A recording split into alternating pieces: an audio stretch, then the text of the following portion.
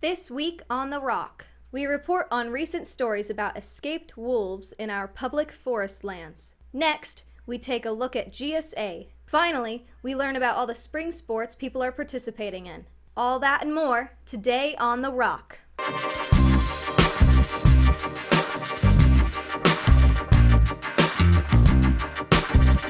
3, 2, 1, 0.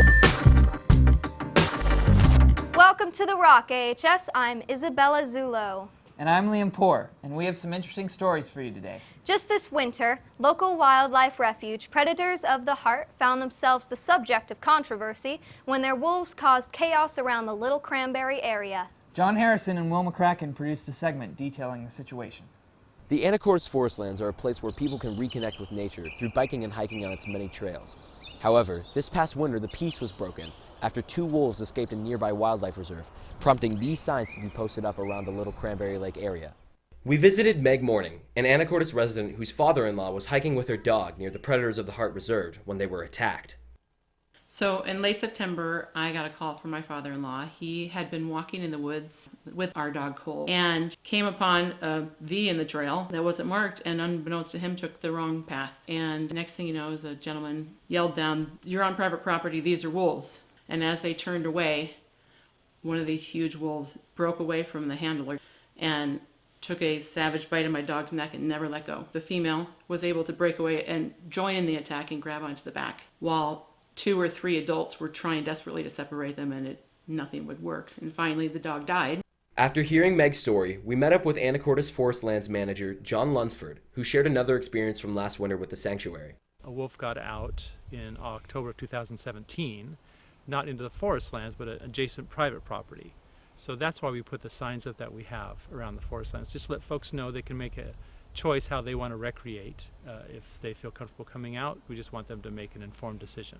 Lunsford hasn't changed his view of the safety of the forest, though he believes there are a few precautions that anyone should follow when venturing in the forest land. If you want to be real safe, you want to pull out your phone and get your maps on the city website and just download them as a PDF or take pictures at the kiosks of the maps that are there. Just carry that with you, then you know where you're at, you don't get lost. If you like to mountain bike ride, just kind of look and see if it's a trail that you can handle. If you want to come in at night, make sure you have good lights. Let people know where you're at, like your parents, and then just having the maps will tell folks where you're at if you do get lost.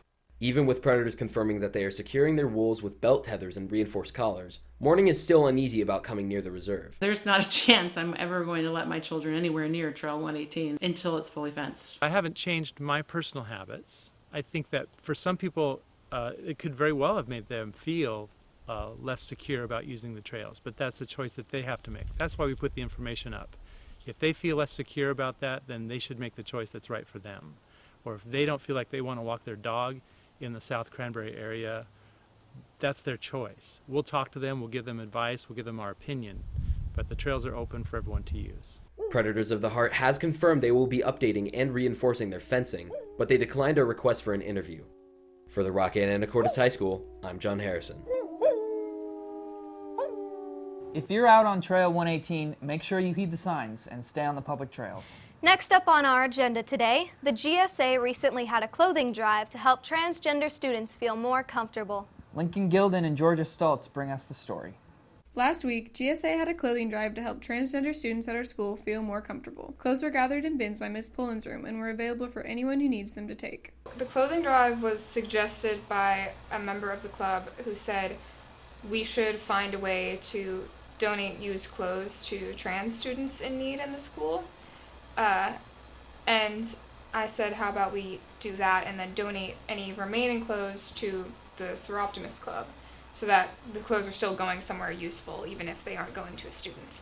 You just go to Miss Pullen's room, and then I think some people just drop things off, and then Addie or Javon would organize them into certain bins, like t-shirts, outwear, and things like that. And then some people, like I just went to Miss Pullen and I was like, hey, I have stuff, and she's like, fine, just organize it. And so you just put everything according to where it was supposed to go. Even accessories was a bin, which I thought was pretty cool. GSA is basically an organization that exists to help LGBT students in the school and in the community. So there's a nationwide registry of GSAs across the United States, and they all work together to make sure that LGBT students are supported and gather information about how the experience of LGBT students is different than the experience of non-LGBT students in schools.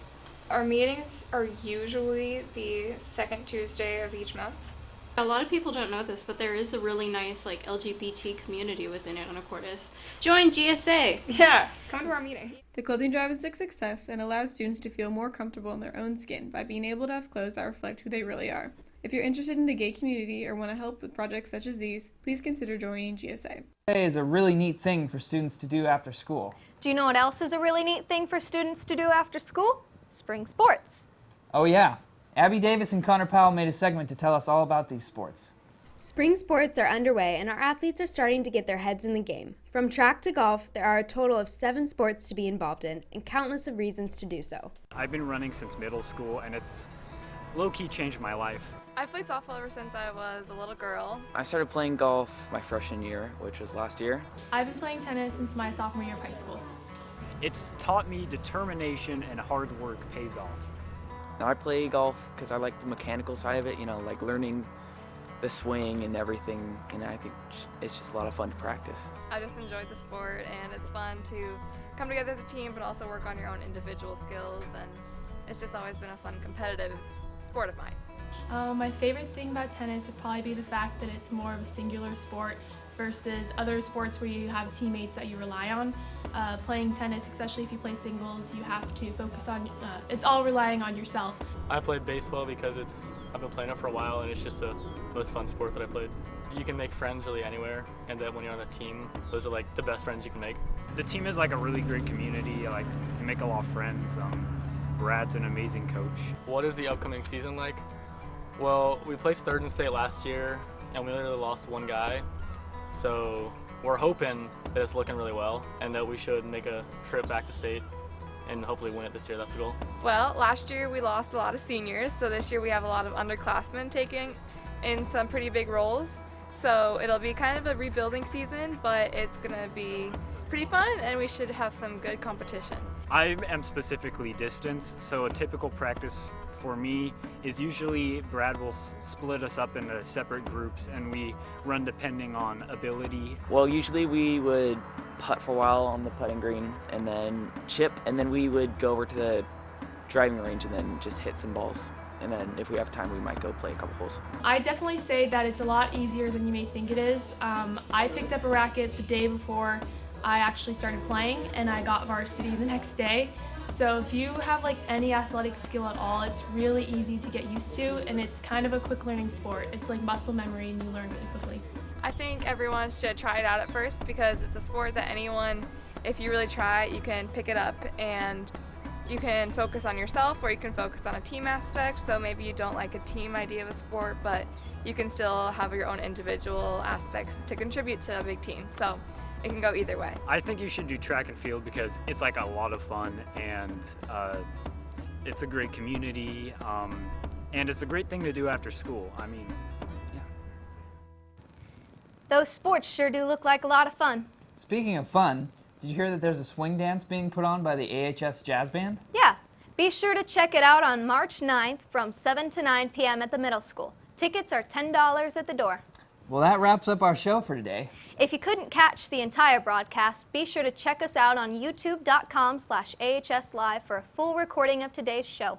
Also, make sure to contact us at The Rock at asd103.org if you have any suggestions for future shows. We're always happy to hear your input.